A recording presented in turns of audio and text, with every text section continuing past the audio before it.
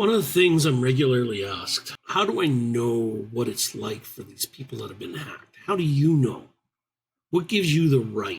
How do you know how I feel? Simply because I've been there. I was there long before common hacks were occurring. Social engineering predates the internet.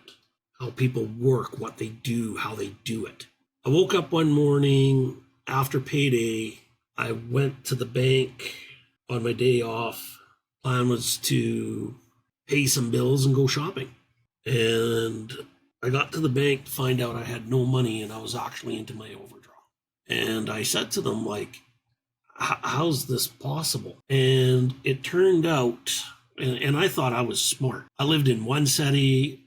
My home bank branch was in a completely different city, 1,500 kilometers away from where I lived.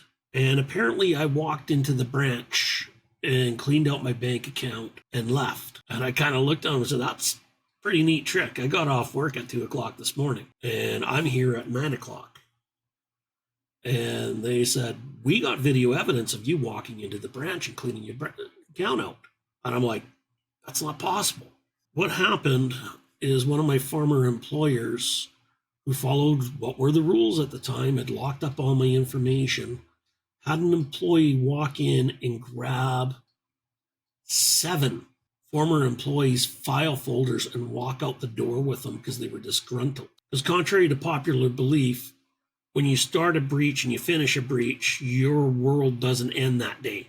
At the end of the week, you feel pretty confident in yourself and that you got everything solved. What can they take from you?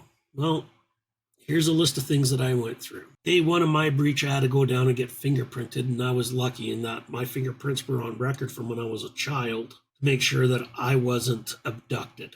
I was lucky, so I was who I was. I had to turn around and go cancel a driver's license that wasn't mine in Alberta. I had to get rid of a birth certificate that wasn't mine issued in the province of Alberta. I had to prove to everybody I was who I was and that all my bills were good.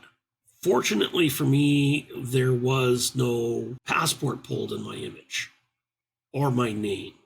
I did have a brand new subscription to some dating service. I had a brand new credit card that I didn't know that I had. I was in the process of buying a house that I didn't know I was buying, and I owed the bank for a brand new Lexus.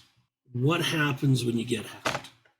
Why is this so important to me to stop? I can't guarantee you won't ever get hacked, but I promise you that we understand what you're going through, and we're going to take you through the steps that we know to help you get back your life, because we've been there.